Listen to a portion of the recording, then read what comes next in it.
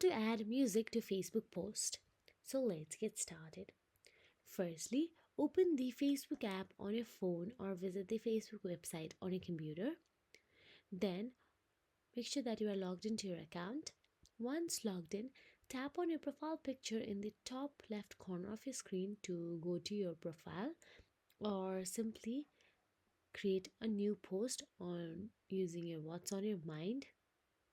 So here I am navigating to the profile. On profile, simply tap on the post option available there. Now once you tap on the post, browse through your gallery and tap on the photo you want to post it on your Facebook. Once tapped on it, tap on it next.